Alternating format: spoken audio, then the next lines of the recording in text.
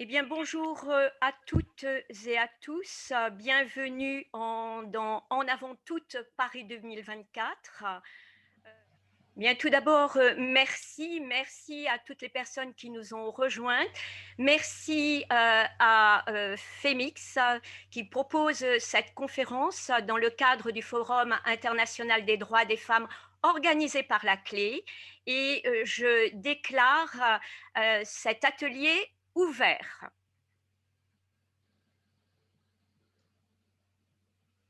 Nous aurons trois intervenantes, Marie-Françoise Potreau, Florence Masnada et Isabelle Join.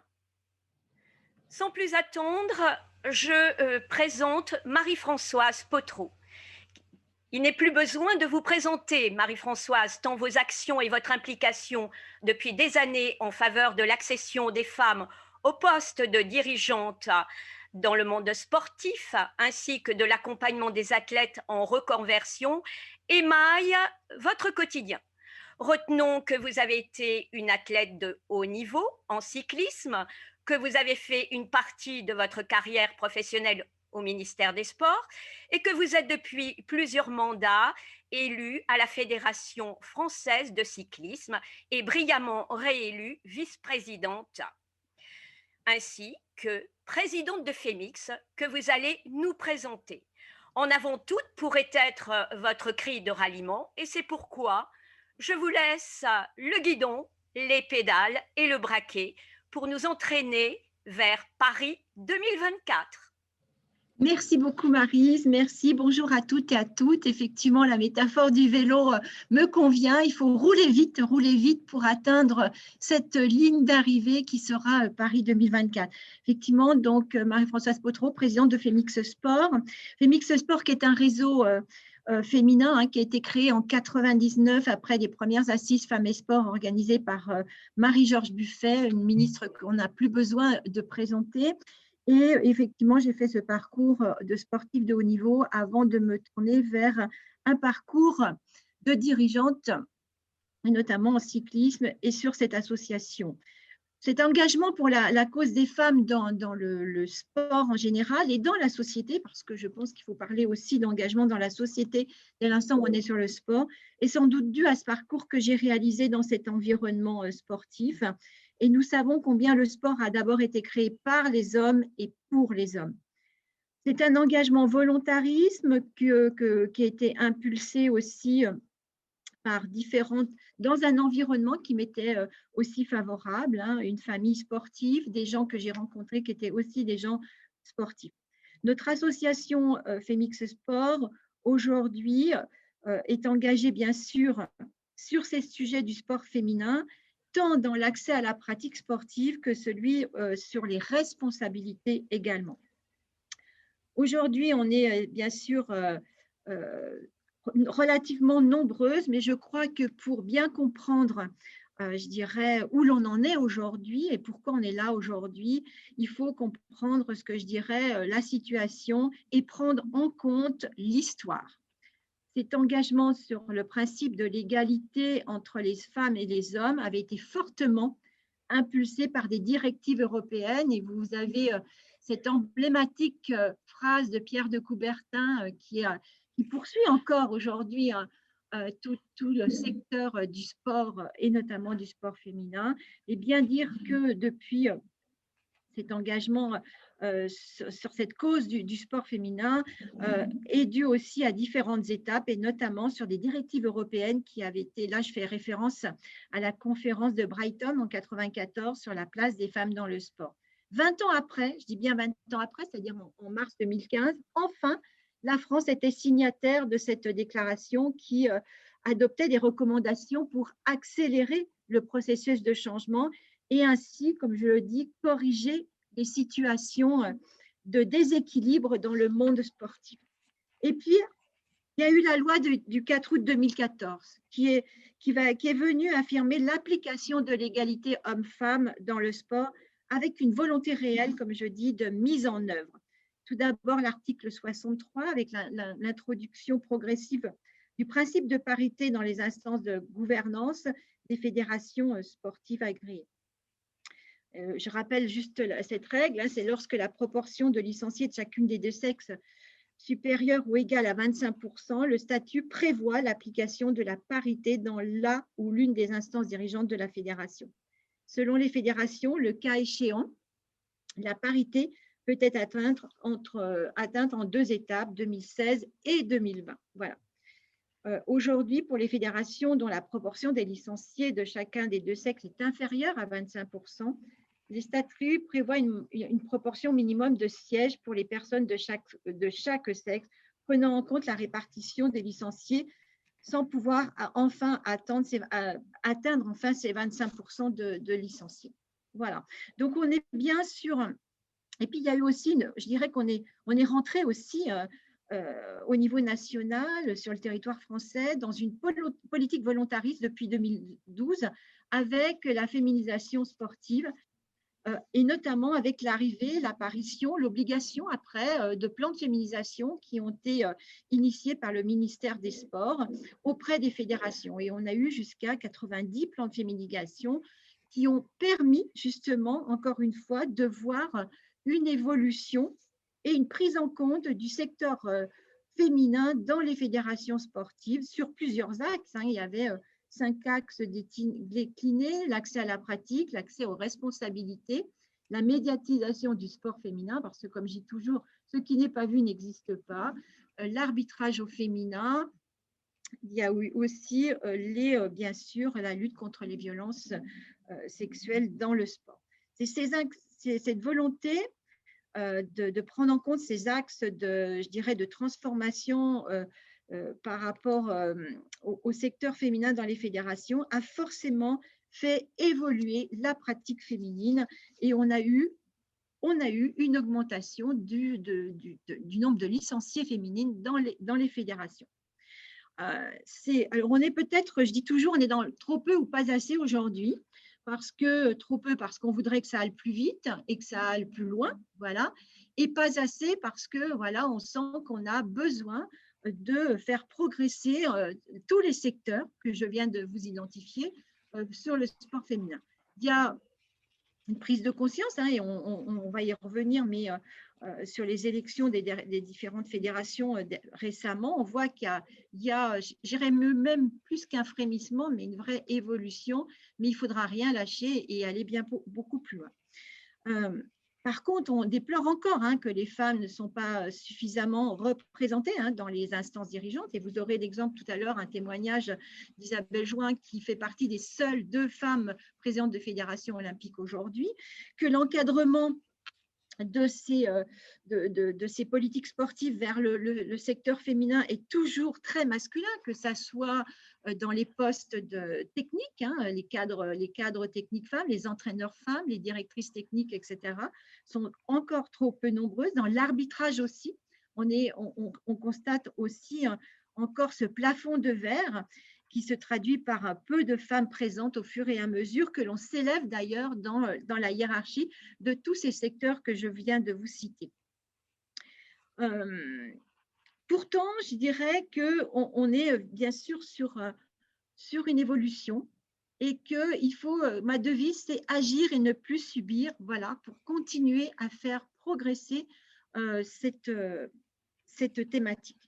Et puis, on est dans un contexte aujourd'hui de réalité, puisqu'on traverse une crise, le Covid-19, qui, bien sûr, bouleverse les fonctionnements, les habitudes, les rythmes de vie de chacun, mais aussi des fédérations et aussi du sport. Ces changements de fonctionnement sont d'actualité et, comme je dis, on n'avait jamais imaginé dans notre univers sportif gouverner une fédération à distance, penser de dispenser des formations à distance aussi, d'organiser des élections de fédération à distance.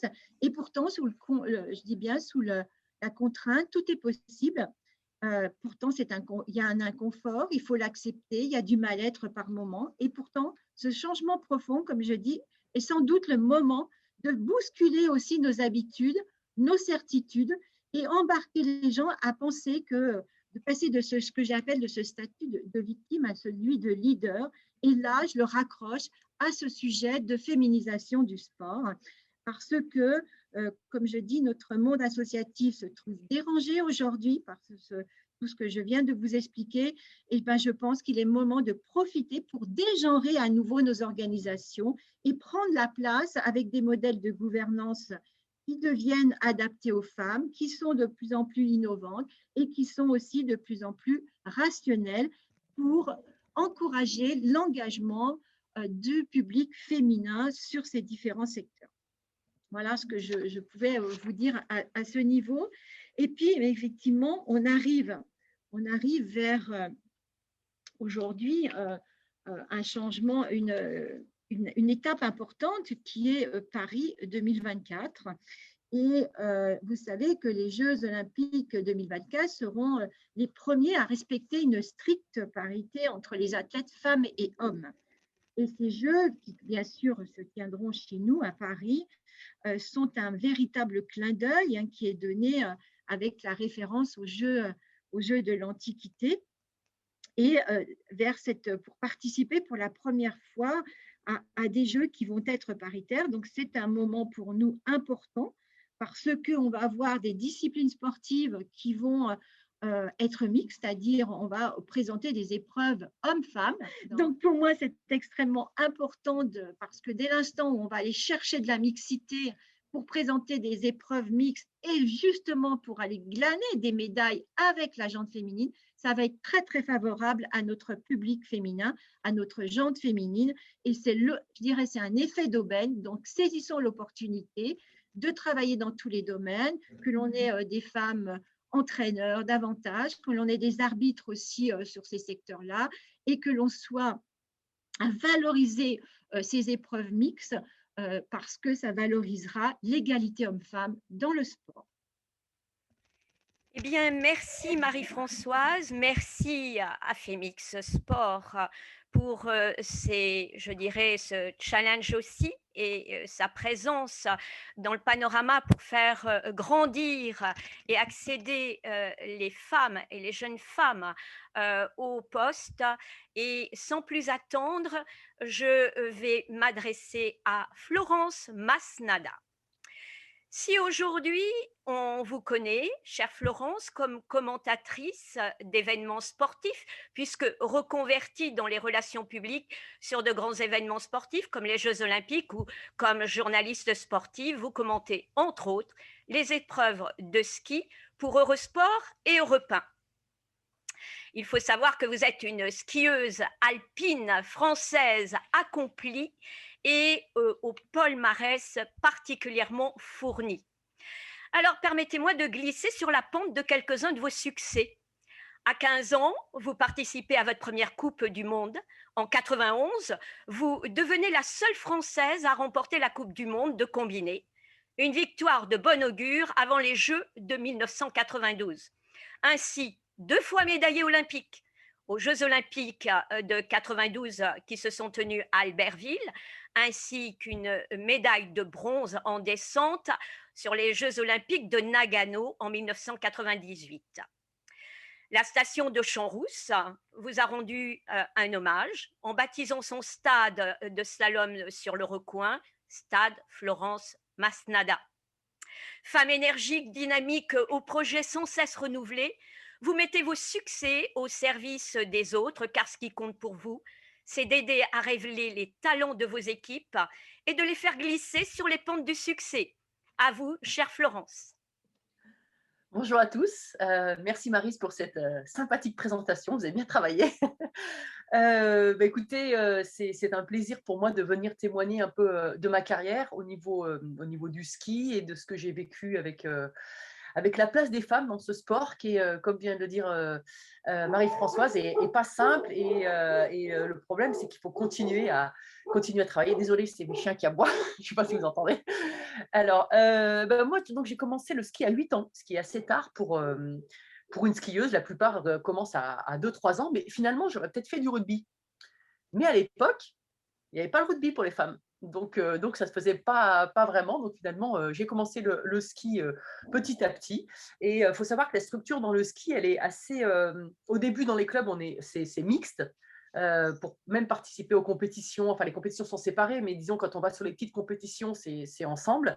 Et ensuite, dès qu'on monte dans la hiérarchie, dans les niveaux, on a vraiment le circuit féminin et le circuit masculin au niveau de l'organisation. Ce qu'il y a en ski, c'est que la gestion des équipes de France, mais aussi à l'international, en fait, elle est faite uniquement par les hommes. Il n'y a que des hommes. Le seul moment où il y a un petit peu des femmes, c'est éventuellement des kinés ou des médecins voilà, qui viennent quand on est en stage ou dans nos équipes. Donc, ça, est-ce que ça m'a gênée pendant ma carrière? Oui, certainement un petit peu.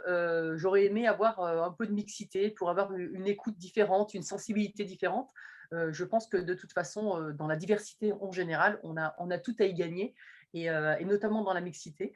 Mais le ski est un sport qui se pratique, voilà, qui se pratique de manière un peu compliquée, notamment, Marie-Françoise l'a dit, mais aujourd'hui, on ne peut pas faire du ski à travers les écrans, on ne peut pas s'entraîner le soir sur des horaires classiques. Et puis en France, notamment cette année, on a beaucoup souffert au niveau des associations et des clubs, puisque les stations ont été fermées. Donc, ça donne un accès beaucoup moins important à tout le monde au niveau du ski. Heureusement, il y a possibilité pour les athlètes de haut niveau, les athlètes en club licenciés ont pu continuer à faire leur carrière et leur sport préféré, mon sport de prédilection. Mais on annonce quand même des années difficiles pour la suite avec ce problème, ces problèmes économiques. Donc, à voir comment ça va continuer. Ce qui est sûr, c'est qu'actuellement, le sport français féminin chez les filles souffre. Et j'ai bien peur qu'avec la situation actuelle, on ait tendance à dire aux skieuses, enfin, les parents disent aux jeunes filles, écoutez, fais un peu des études plutôt que du ski, quoi. On va plutôt aujourd'hui encore encourager les garçons à skier et les jeunes filles, les jeunes skieuses à moins skier, à faire des études. Donc voilà pour le petit point. Ce que je voulais dire, c'est que moi, pendant ma carrière, j'ai mis un point d'honneur à continuer mes études. J'ai fait en parallèle des études de commerce, notamment à Lyon ou à distance. Et ça me permettait vraiment d'avoir un équilibre et de sortir du petit milieu du ski qui, c'est petit sans être péjoratif, hein, mais c'est vrai qu'on est souvent entre nous dans une carrière. Donc voilà, ça c'est plutôt compliqué.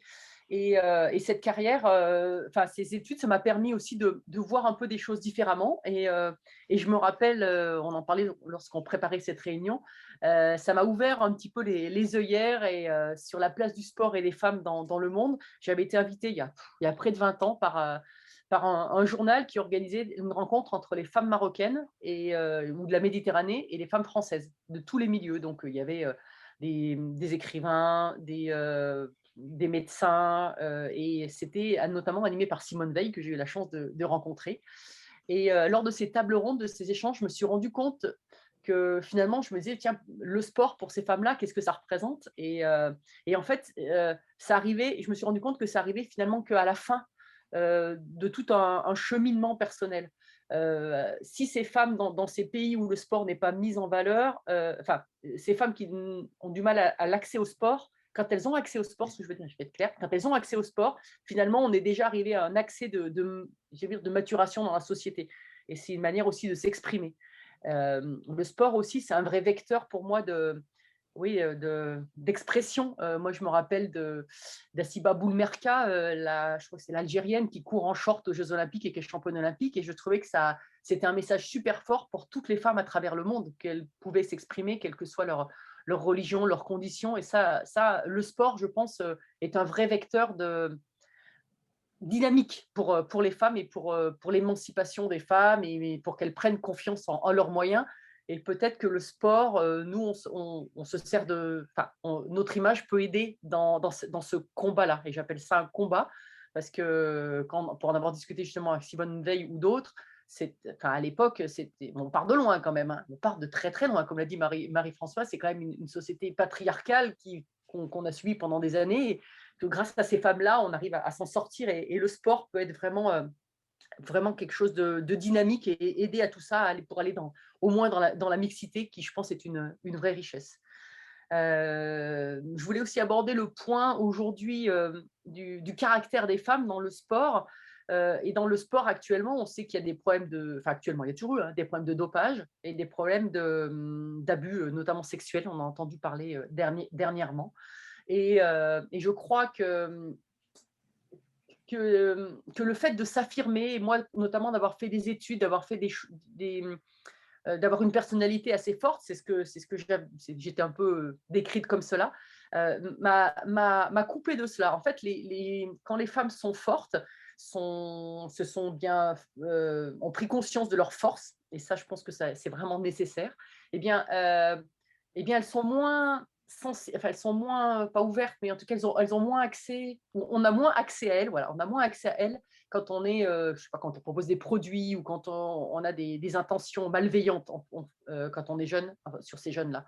Et voilà, je pense que en cela, le fait d'avoir fait des études, de m'être ouvert, ça m'a libéré un peu de ce côté-là, et je renie pas. Malheureusement, on voit que tous les jours, il y a des affaires d'abus sexuels, de dopage qui sortent, dans le ski ou ailleurs. On n'est pas épargné.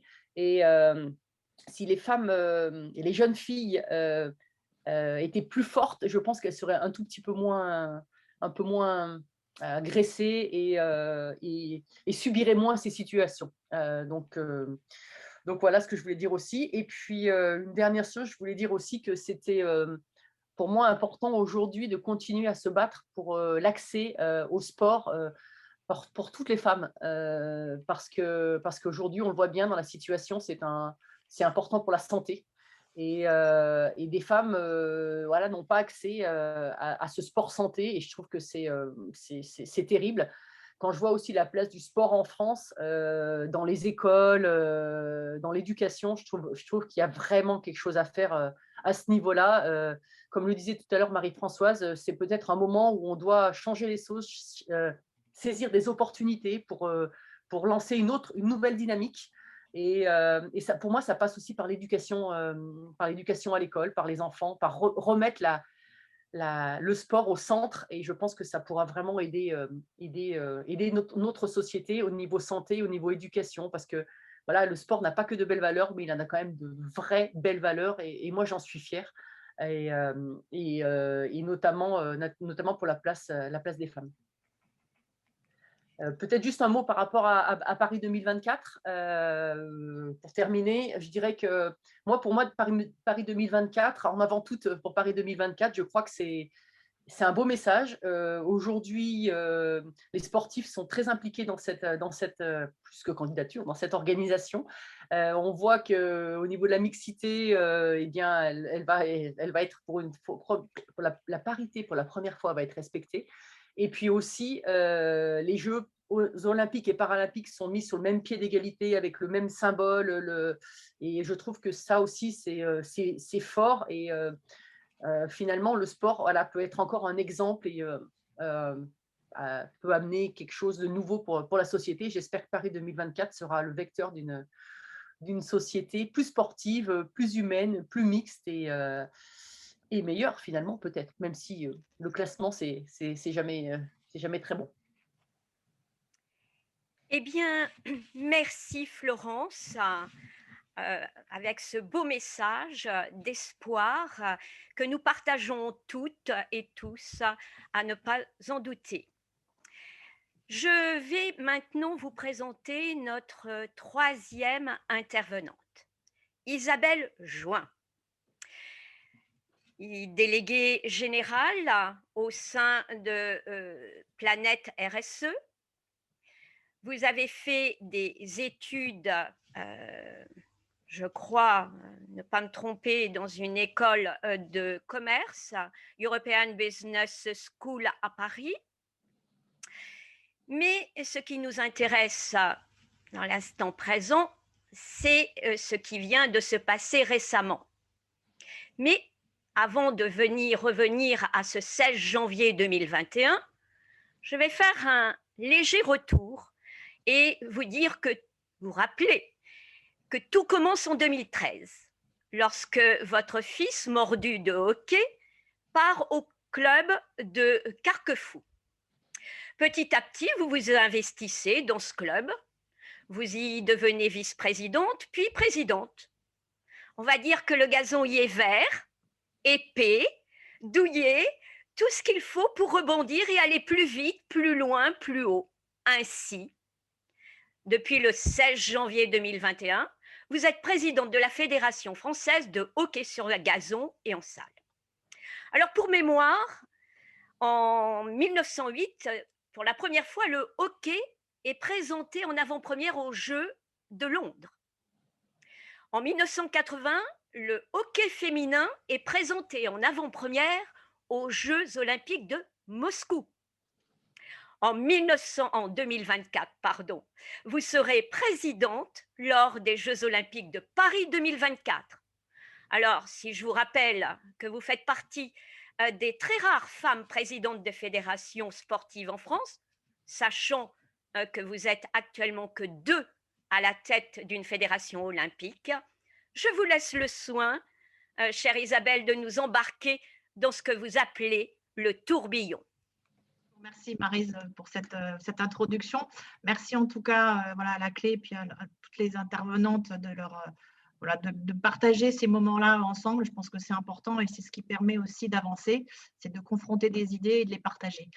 Merci beaucoup en tout cas de cette proposition d'intervenir. Effectivement, c'est un parcours voilà, qui a été, qui s'est déroulé, je dirais, de manière avec des opportunités, des difficultés, voilà, comme beaucoup de femmes qui ont essayé d'accéder à des responsabilités.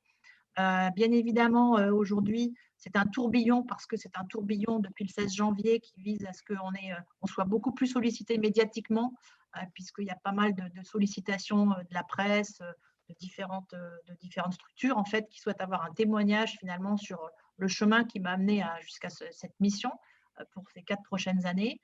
C'est aussi un tourbillon pour nous au niveau de notre équipe, puisque je ne suis pas seule. Hein, je compte vraiment beaucoup m'appuyer sur l'équipe qui m'a accompagnée et avec qui voilà, on est très soudés pour partager ce tourbillon. C'est aussi un tourbillon organisationnel, puisque effectivement, il y a une phase de reprise en main de la fédération, transition sur des dossiers, aussi des contraintes financières qui sont fortes, qui sont liées non seulement à la pandémie, mais aussi à un historique à prendre en compte.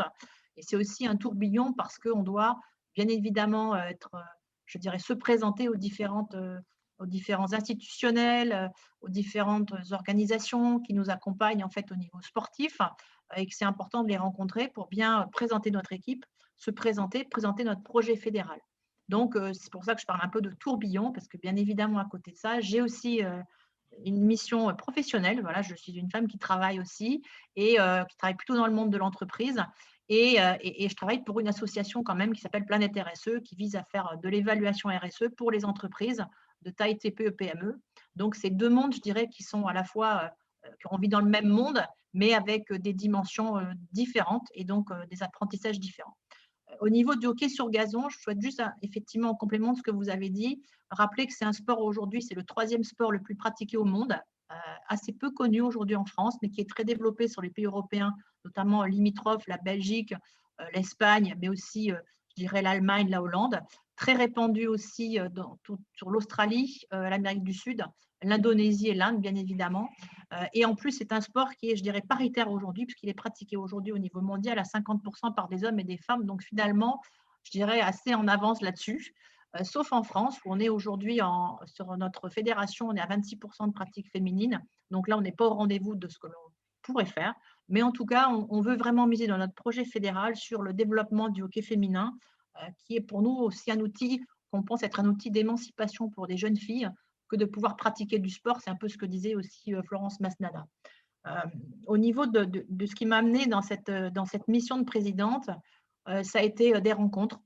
Et la première rencontre, c'est quand j'ai été du coup vice-présidente du Carquefou Hockey Club, la rencontre avec Femix Sport, qui m'a permis de faire un parcours de formation, qui a démarré par une formation pour comprendre finalement ce que c'était qu'une présidence de club, quels étaient les enjeux, voilà, et on a été formés, j'ai suivi une formation avec Femix dans ce cadre. Et puis petit à petit, j'ai pris des responsabilités au niveau de notre fédération en tant qu'élue au sein du comité directeur. J'ai toujours continué d'être accompagnée par Femix parce que c'est vrai qu'on a des doutes, on se demande comment ça peut fonctionner, on a des interrogations. Je me suis engagée sur la fédération sur le sujet de la féminisation parce que c'était un sujet qui m'interpellait pas mal aussi dans mon club. Et puis petit à petit sur les sujets aussi de la lutte contre les violences dans le sport, parce que là aussi je pense qu'on doit être une fédération qui s'engage à s'opposer, à vraiment être très clair dans son engagement contre en fait ces violences dans le sport sous toutes leurs formes, hein, parce qu'il y en a quand même, on parle beaucoup des violences sexuelles, mais il y a aussi, je dirais, le bizutage, il y a aussi le harcèlement, il y a aussi voilà, d'autres formes en fait de violence. Et ça, c'était vraiment quelque chose qui était en phase avec mes valeurs personnelles et aussi professionnelles, parce que c'est ce que je défends, c'est la responsabilité sociétale aussi des organisations. Et derrière, du coup, il y a eu une deuxième phase de ce parcours, grâce aussi encore voilà, à l'accompagnement de Marie-Françoise, que je ne remercierai jamais assez, parce qu'effectivement, elle m'a vraiment beaucoup aidée dans les conseils, dans un groupe qui était un groupe porté par la formation des femmes à potentiel, qui était soutenue par la Française des Jeux, par Phoenix Sport, bien évidemment, qui a été le concepteur de la formation, et par aussi le ministère des Sports. Et je remercie aussi Madame la ministre, qui a été la marraine de notre première promotion. On était composé d'un groupe de 14 femmes issues d'une dizaine de fédérations différentes. Chacune a des postes, je dirais, de missions différentes. Et du coup, on a constitué ce premier groupe de travail et on a été accompagnés pendant quasiment une année. Alors, principalement le soir, hein, parce qu'effectivement, on travaille quasiment toutes. Hein, voilà. On a aussi d'autres missions de bénévolat à côté. Donc, on a suivi ce parcours sur une année avec là aussi des groupes de travail sur le média training, sur l'accompagnement, la prise de parole, les difficultés. Donc, on a fait du co-développement aussi pour traiter de problématiques auxquelles on était confrontés. Donc, c'est vraiment un parcours très complet et je dirais qui nous a nourris en fait dans la durée. Parce qu'effectivement, je ne me suis pas réveillée un matin en me disant je vais être présidente de fédération. Je n'y avais même jamais pensé. Voilà, c'est quand même un parcours qu'on suit. Ça nous amène à réfléchir aussi à nos prises de position, à notre engagement, jusqu'où on souhaite aller dans l'engagement pour essayer de convaincre et finalement de contribuer à un projet qui des fois un peu nous dépasse.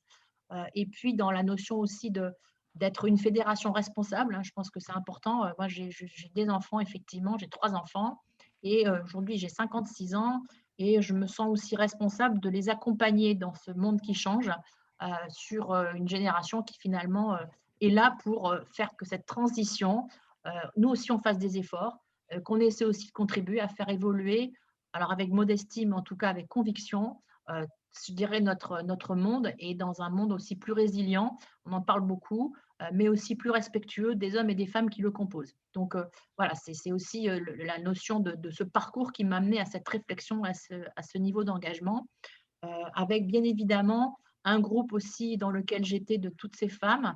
On s'est nourris les unes et les autres de nos expériences. Ça ne s'improvise pas. Ça nous a donné de la confiance. Florence parlait beaucoup de confiance et c'est vrai, je la rejoins. Ça donne de la confiance parce que forcément, personne ne nous attend, personne n'a envie de nous voir, personne ne nous fera de cadeaux sur ces passages où on veut accéder à des postes à responsabilité. Il faut en être conscient.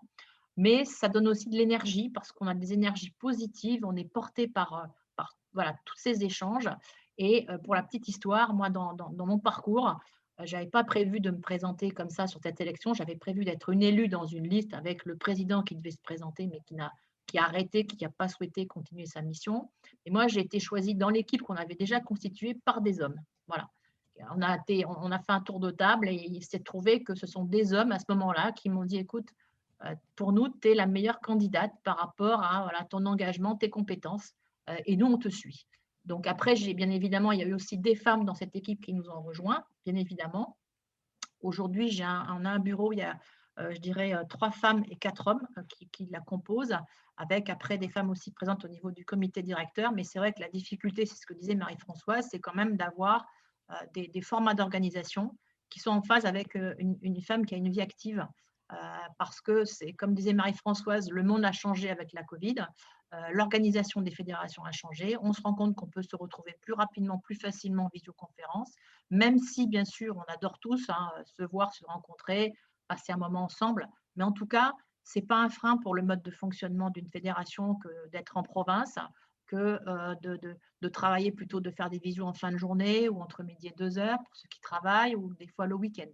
C'est juste qu'on doit faire évoluer nos modes de fonctionnement. Et en fait, là, on n'a pas eu le choix, on l'a fait. Donc, on a, je dirais, tous réussi à faire évoluer nos modèles parce qu'on croit dans notre engagement fédéral, on a envie de faire avancer nos fédérations. Donc ça, ce parcours, il a vraiment été, voilà, c'était nécessaire en tout cas de mon point de vue pour moi, pour pouvoir prendre la décision de sauter dans le grand bain et de rentrer dans cette phase de campagne qui a été dur, compliqué. Et je pense que les hommes, j'ai échangé avec d'autres présidents de fédérations, des gens qui viennent d'arriver dans leur fédération, hommes ou femmes, on a tous partagé des moments difficiles, des campagnes très agressives et très violentes sur les réseaux sociaux. Et je profite de ce moment-là quand même pour saluer la campagne qui est encore en cours de Anne de Sainte-Marie qui se présente à la Fédération française d'équitation. Je ne fais pas de politique, mais en tout cas, je salue en elle son courage, son engagement et sa volonté de faire avancer elle aussi sa fédération. Et je lui souhaite bonne chance en tout cas pour le dernier round. Voilà, en lui souhaitant que tous ses efforts puissent être, je dirais, reconnus et sa conviction puisse lui permettre d'avancer. Ce que je voulais dire aussi par rapport à la présence des femmes dans les organisations, c'est que c'est vrai qu'on en voit peu. Moi, je rencontre maintenant des interlocuteurs dans les différentes instances nationales. C'est quand même beaucoup d'hommes. Il y a très peu de femmes qui ont des postes à responsabilité. Effectivement, je pense qu'il y a aussi là, dans nos organismes, dans nos organisations, un travail à faire, là de nos fédérations. Et je rejoindrai, je ne sais pas si vous l'avez vu, une vidéo que j'ai suivie de Christine Lagarde, voilà, par rapport à ce qu'elle représentait, qui parlait des quotas. Et j'aime beaucoup en fait son analyse parce qu'elle disait au début, je n'étais pas favorable aux quotas, parce qu'effectivement, je pensais que seule l'entrée des compétences était importante. Mais elle disait, je ne répète pas exactement ses paroles, je m'en excuse, mais elle disait qu'effectivement, ce qui était important, c'était quand même que ces quotas aujourd'hui puissent être mis en place dans les entreprises, dans les associations, dans les fédérations, parce que sinon, il nous faudrait 140 ans pour arriver à ce qu'il y ait une parité parfaite. Donc, je pense que moi, ça m'a fait beaucoup méditer et qu'effectivement, l'entrée des compétences, c'est important pour donner de la crédibilité, de la légitimité à ce qu'on est, mais qu'à un moment donné, on a besoin d'avoir ce coup de pouce très clairement pour que ça aille plus vite. Parce que sinon, on ne sera pas forcément, on ne pourra pas apporter la diversité finalement de points de vue que la mixité permet d'avoir. Voilà, avec un équilibre homme-femme. Eh bien, merci Isabelle. Et je prends connaissance de plusieurs questions. Mais si vous permettez, je rebondirai en vous présentant, mesdames, les sportives, les femmes sportives. Que pensez-vous des tenues vestimentaires des sportives qui ont fait polémique? C'est en citant que le foulard, le burkini, et peut-être de compléter cette question par une autre qui est assez similaire et qui concerne Paris, les Jeux olympiques de Paris 2024 et qui interpelle en demandant est-ce que seront strictement respectées les règles et principes de la charte olympique, ainsi que la règle 50 de mémoire, interdisant toute expression, que ce soit d'ordre politique, religieuse ou raciale, et comment manifester notre solidarité avec ces femmes, pour ne citer que les femmes iraniennes et saoudiennes. Donc, 3 questions en une. Je sais, c'est compliqué, mais nous attendons de chacune d'entre vous un éclairage plutôt que des positions arrêtées, puisque je ne sais si vous êtes en mesure de nous apporter les points de vue qui seront arrêtés par le comité d'organisation, etc. Je laisse à votre, je dirais, pertinence, chacune d'entre vous, de répondre. Je prends la question de la charte olympique, c'est vraiment un sujet et voilà, et je connais très bien Annie Sugier qui est parmi nous et je suis ravie qu'elle soit là et qui est une grande militante aussi sur tous ces sujets-là. Voilà, moi je pense que respecter la charte olympique, c'est respecter aussi, c'est respecter la jante féminine. Voilà, donc d'en faire un principe, je trouve ça tout à fait important. Donc moi je participe à des groupes de travail, etc. Donc, j'ai donné mon avis sur un certain nombre de sujets, mais celui-ci n'est pas encore arrivé. Hein. Comme on dit, il faut qu'on fasse Tokyo, puis après, je pense qu'on rentrera vraiment dans le vif du sujet de tous ces points-là. Moi, je souhaite qu'on respecte cette charte olympique qui a été parfois bafouée dans les précédentes Olympiades, on l'a vu, parce que c'est respecter aussi effectivement ce qui nous anime, c'est-à-dire une égalité homme-femme et un principe aussi d'intégrité de ces femmes-là. Voilà, donc moi, en tout cas, je m'engage à ce qu'on ait des actions pour que ça soit. Et j'ose espérer que Tony Estanguet et son équipe seront dans cette dynamique de respect de la charte olympique. On est quand même, la France, un pays sur lequel on respecte des droits et je souhaite vraiment qu'on puisse à ce niveau-là les respecter parce que c'est pour moi extrêmement important aux yeux du monde. Voilà. Avant d'entendre, merci Marie-Françoise pour cette réponse. Avant d'entendre la position ou des éclairages de nos deux intervenantes, Marie-Françoise, vous qui avez des entrées et qui avez des contacts avec les plus hautes autorités, que ce soit au niveau du COJO, au niveau du ministère, est-ce que c'est un point qui est abordé aujourd'hui, ce respect de la règle 50? Alors, à ma connaissance, non. Moi, j'ai fait partie du groupe qui a travaillé sur le sujet femmes et sport, avec les préconisations avant la candidature, d'ailleurs, puisque vous savez qu'il y a eu un livre blanc, etc. Et on a fait un certain nombre de propositions qui ont été retenues, bien sûr. Mais je ne doute pas, connaissant la gouvernance du COJO et des gens autour, que c'est un sujet qui sera bien sûr abordé au moment où il devra être abordé. Je pense que, voilà, mais après, effectivement, peut-être sans doute avec aussi des discussions parce que on connaît les êtres humains, d'ailleurs hommes et femmes, ça c'est mixte, et avec les influences que peuvent avoir les personnes sur ces sujets-là, mais ça serait symboliquement, c'est extrêmement important d'afficher ce traitement égalitaire et surtout de défense sur un territoire comme la France. Merci. Une autre réaction? Bien, moi, je rejoins ce que dit Marie-Françoise. Effectivement, c'est important qu'en tant que, je dirais, organisateur des Jeux, eh bien, effectivement, on puisse s'assurer du respect en fait de cet article. Après, c'est vrai que je dirais dans la partie concertation, je pense que c'est ce que disait Marie-Françoise, c'est important d'avoir une véritable concertation, des échanges et un point de vue. Je pense qu'ils sont aussi le socle finalement du pacte républicain. Donc, c'est vrai que c'est important d'avoir aussi ces échanges libres et de pouvoir du coup aussi afficher l'importance de respecter cette charte en fait. Merci Isabelle. Florence? Oui, alors c'est un terrain glissant, n'est-ce pas?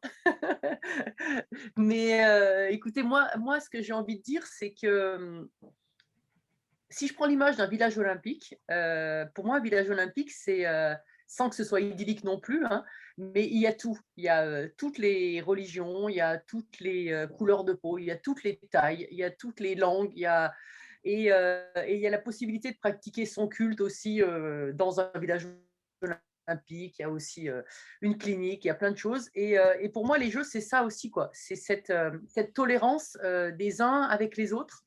L'acceptation, la possibilité aussi de s'affirmer. Et je pense que ça, c'est vraiment ce qu'on doit. Enfin, pour moi, c'est le cœur des Jeux aussi, quoi. Et ces valeurs-là, quand on les a vécues, on aurait envie que ce soit partout et tout le temps pareil, quoi. Et alors la charte olympique, oui, bien évidemment, heureusement qu'elle existe. Après, aujourd'hui, je peux aussi diverger vers Pékin 2022. Parce que là aussi, il y a des problèmes au niveau des droits de l'homme. Certains pays parlent actuellement de boycotter les Jeux de Pékin 2022. Je parle des Jeux d'hiver. Et donc, moi, souvent, ça me gêne un peu dans le sens où je me dis, là encore une fois, on va prendre le sport un tout petit peu et les athlètes qui n'ont pas forcément cet éclairage et cette culture. On va les prendre un peu en otage. On dit ouais, non mais bon, il faut que tu réagisses là-dessus, là-bas. Et c'est jamais simple en fait pour un athlète de prendre position là-dessus sans avoir tous les éléments et forcément toute l'histoire. Et voilà, je trouve que des fois, c'est un peu facile de prendre les jeux un peu en otage, j'ai envie de dire, et de dire aux athlètes, bah, résolvez des problèmes qui n'ont pas été résolus par toutes les associations qui existent ou par tous les gouvernements, et maintenant, c'est à vous de jouer, quoi. Et on se sert souvent un peu du sport. Encore une fois, je reviens à cette histoire d'image, l'histoire de cette image du sport à travers le monde, ce vecteur de communication pour faire passer des messages qui, des fois, sont un tout petit peu sont un petit peu décalés et peuvent partir un peu dans tous les sens. Donc voilà, moi je suis aussi pour la tolérance et rester aussi dans un cadre de respect surtout. Oui, il y a une Mais question. c'est vrai que, oui, mais c'est Il y vrai a qu'on voit aussi bien. dans le chat, il y a, par rapport à cette tolérance, et quand on parle là de hommes-femmes, mais il y a aussi la question des personnes transgenres, hein, et je tiens à y répondre parce que moi j'ai travaillé sur les preuves internationales. Nous avons collaboré sur les preuves internationales qu'il y a eu en France, etc. Et au sein même de ma fédération, aujourd'hui, je traite ce sujet avec beaucoup d'intégrité d'ailleurs et d'intégration d'ailleurs, parce que là encore une fois, on ne doit pas sanctionner, je dirais, ces personnes-là sur de la pratique sportive, et on doit au contraire mettre en place les règles qu'il faut pour que ces personnes puissent s'exprimer dans le sport. Le sport, c'est quand même un terrain de jeu qui est ouvert à tout le monde, quel que soit, et la différence qu'on en fait, c'est la force, hein, la force et la performance sportive. Le reste, ça doit être vraiment occulté. Et donc, moi, je tiens à dire à la personne qui a écrit dans le chat que c'est un sujet que j'ai pris à bras-le-corps dans ma fédération pour avoir des cas. J'ai été sollicitée sur des cas, que je les traite avec la plus grande précaution pour que ces personnes soient intégrées, qu'elles soient regardées, non pas montrées du doigt, mais je dis bien regardées, et qu'elles puissent s'exprimer dans des épreuves cyclistes pour elles aussi faire leur sport et produire de la performance à leur niveau. Voilà. Et ça fait partie des choses aujourd'hui sur lesquelles on doit absolument travailler. Et j'ai été interrogée plusieurs fois par des groupes sur ce sujet-là, et pour moi, c'est particulièrement, c'est une singularité que l'on doit prendre en compte. Et vous voyez, quand on fait le combat des femmes, qu'on a mené avec mes collègues et avec vous tous, eh ben, on prend aussi ces combats-là comme on a combattu pour les femmes. C'est la même chose. Voilà. Et c'est pour ça que je ne laisse pas passer sur ces sujets-là, parce que je pense qu'on doit absolument s'en emparer. Et l'humanité est faite d'une diversité de personnes sur lesquelles tout le monde a le droit de s'exprimer, et notamment dans le sport. Notamment dans le sport. Moi, je compléterais juste sur un point sur la lutte. Tout à l'heure, on a parlé de la lutte contre les violences dans le sport. C'est vrai qu'on a beaucoup parlé des violences sexuelles en ce moment parce que, heureusement, maintenant, les voix des victimes sont écoutées, enfin, peuvent l'être. Mais il y a aussi, dans toute cette lutte contre les violences dans le sport, je parlais de harcèlement, mais il y a les discriminations sous toutes leurs formes. Et je trouve que ça fait exactement partie de ces champs-là, en termes d'exploration, qui restent encore à mener, parce qu'on voit bien qu'on arrive, que ce soit sur les discriminations, le harcèlement, le bizutage et d'autres sujets, c'est pas des sujets simples. On voit bien que c'est des sujets complexes dans lesquels il y a une multitude de points de vue, plein d'intervenants. Et si on ne prend pas ce temps-là de l'échange et de la concertation pour bien comprendre les problèmes, on peut tout de suite trouver des solutions toutes faites, mais qui n'en sont pas, qui finalement parfois sont contraires, je dirais, à l'intérêt commun et au bien commun. C'est cette notion de bien commun, moi je trouve que c'est vraiment important de comprendre comment chacun contribue avec sa personnalité finalement à créer un bien commun pour l'ensemble de la société. Donc voilà, moi je voulais juste dire, c'est des sujets complexes, et c'est vrai que c'est le champ aussi de ces discriminations qu'il faut aussi pouvoir explorer au sens large. Eh bien, merci, mesdames. J'ai envie de vous poser la question suivante. Prochainement, auront lieu les élections au CNOSF, c'est-à-dire le Comité national français olympique et sportif et paralympique, le CONSF, pardon. Et donc, il y a des candidates. De mémoire, il y a 2 candidates. Je crois qu'à aujourd'hui, il doit y avoir 5 candidats. Je ne sais si… voilà. Et que pensez-vous des chances que peuvent avoir l'une ou l'autre de ces 2 candidates? Alors, écoutez, moi, je peux y répondre parce qu'effectivement, je suis proche, en tout cas, de ces candidates parce que je les côtoie régulièrement. Moi, d'abord, c'est quand même, on a eu à la précédente Olympiade une candidate qui était Isabelle Lamour, femme de Jean-François Lamour. Alors tout de suite, on avait fait ce raccourci femme de Jean-François Lamour, donc c'est pour ça qu'elle se présente. Non, elle se présentait déjà en tant qu'Isabelle Lamour, présidente de l'escrime, etc. Voilà. Mais aujourd'hui, on a deux candidates qui osent. C'est bien le mot que je voudrais employer, c'est qui osent candidater, qui jusqu'à là ne s'est jamais vu.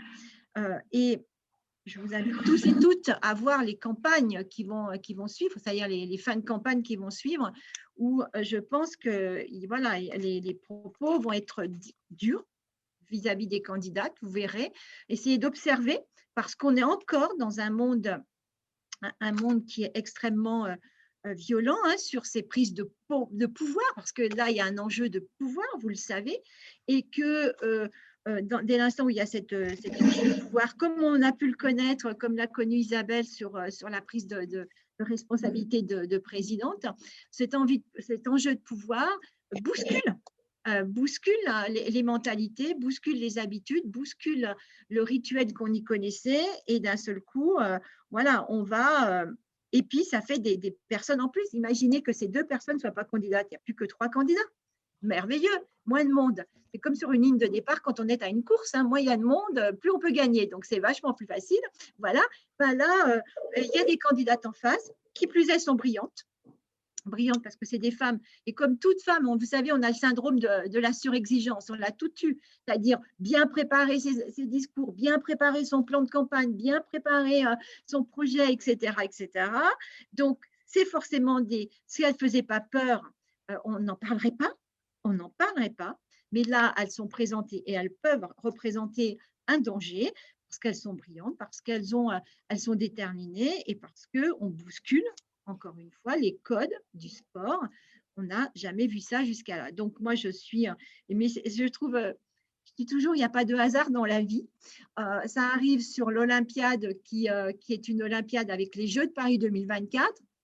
Voilà, moi, je souhaite que ça soit une femme qui soit la présidente du CNOSF. C'est symboliquement, mais c'est génial. Et puis, en plus, je le dis, les candidates sont compétentes, les candidats aussi. Mais je dis, aujourd'hui, on a des compétences chez les femmes qui se présentent. Et ça, c'est vraiment, parce que vous savez, dans le monde de l'entreprise, on l'a souvent dit, ah oui, elles ne sont pas compétentes, mais comme c'est une femme avec les quotas, il faut les mettre, etc. Là, on ne parle pas de quotas. Et ces femmes-là partent en campagne, font des rendez-vous avec les fédérations, etc., travaillent leur projet de mandat, etc. Et je dis bravo, bravo, parce que là, d'un seul coup, elles vont donner envie sans doute à d'autres femmes plus tard, ce ne sera pas nous, mais d'autres femmes à candidater. Et voilà, et il suffit qu'il y ait, je dirais, des pionnières. Je pense Florence a été une pionnière, Isabelle est une pionnière, etc. Maryse aussi dans le domaine de l'arbitrage. Et ben, il faut des pionnières aussi demain sur ces engagements-là. Et ben, on peut que les encourager. Et puis après, c'est un choix. Que ce soit une femme ou un homme, on partage ou on ne partage pas le programme politique affiché, programme sportif et politique affiché. Voilà, c'est ça qui doit faire la différence, mais non pas le sexe. Alors Marie-Françoise, pouvez-vous nous rappeler le nom de ces 2 candidates? Alors, vous avez donc Brigitte Henriquez, qui est la vice-présidente aujourd'hui de la fédération de football, voilà, qui est une femme qui a été une femme prof de PS, etc., agrégée, et qui est aussi, qui était vice-présidente actuellement au CNOSF, voilà. Et vous avez aussi Emmanuelle Bonnet, brillante femme aussi, présidente de la Fédération sportive et culturelle de France, la FFGT, et qui est aussi membre du CNOSF aujourd'hui et qui porte des dossiers beaucoup plus… c'est les dossiers qu'on appelle de transversalité, beaucoup dans les fédérations sportives et culturelles sont des fédérations qui sont multisports, voilà. Mais en tout cas, les 2 personnes siègent au comité olympique, donc on ne peut pas dire qu'elles ne connaissent pas le fonctionnement du CNOSF, bien au contraire. Et les électeurs et électrices pour ces postes-là sont c'est les grands électeurs, comme on appelle ça. Ce sont les présidents de fédération qui vont voter pour ces personnes-là. Voilà, pour répondre dans le chat à la personne qu'il souhaitait. Voilà. Eh bien, merci beaucoup Marie-Françoise, merci Isabelle, merci Florence. Nous arrivons presque au terme de cet atelier. Et avant de nous quitter, j'aimerais vous poser la question suivante. Quel est votre message pour En route toutes pour 2024? Alors, on va commencer par l'inverse. Isabelle, un message à nous délivrer. Bah, écoutez, merci beaucoup. Juste pour conclure aussi par rapport au CNOSF, hein, je rejoins ce que disait Marie-Françoise. Après, je leur souhaite à toutes, effectivement, je sais qu'elles sont des femmes courageuses, donc je leur souhaite aussi une belle campagne. Je la souhaite pour tout le monde sportif, en n'oubliant pas que pendant ces campagnes, ce qui compte, c'est pas tellement le discours, mais c'est vraiment d'incarner les valeurs du sport dont on parle tous. Et d'éviter qu'elle soit mise entre parenthèses pour je dirais, un espace beaucoup plus violent et critique qui finalement n'apporte rien au débat, mais qu'on n'oublie pas de rester sur les projets et de respecter les personnes. Enfin, en tout cas, c'est ce que je leur souhaite et c'est ce que je nous souhaite. Et puis pour Paris 2024, eh bien justement, c'est que cette étape, ça soit finalement un tremplin et que demain, grâce à nos modestes actions, qu'on ait chacune d'entre nous posé une brique et qu'il y ait d'autres femmes qui ont envie de s'engager dans nos clubs, dans nos associations, qu'elle n'ait pas peur parce que voilà, il y a la notion de sororité aussi qui peut jouer entre nous parfois, qu'on a des hommes aussi qui nous soutiennent, donc ne pas se fermer à toutes ces formes de soutien et garder, je dirais, cette forme d'énergie positive qui peut nous aider, je pense, à avancer tout ensemble et tous ensemble. Merci. Florence. Alors, moi, je dirais, mon message, ça serait croyez en vous. Croyez en vous, mesdames et mesdemoiselles et tout le monde, en fait, parce que je pense que c'est important. Je pense qu'on a tous un potentiel incroyable en nous, mais encore faut-il avoir la volonté et le courage d'y aller. Aujourd'hui, on a beaucoup de femmes. On a voilà, les trois d'aujourd'hui avec moi qui ont montré des beaux chemins. On a actuellement dans le monde des femmes qui s'affirment, que ce soit dans le monde politique, dans le monde de la société, dans les associations. Et ce sont de beaux exemples pour nous toutes, pour continuer à y aller. Mais pour ça, il faut croire en soi et y aller.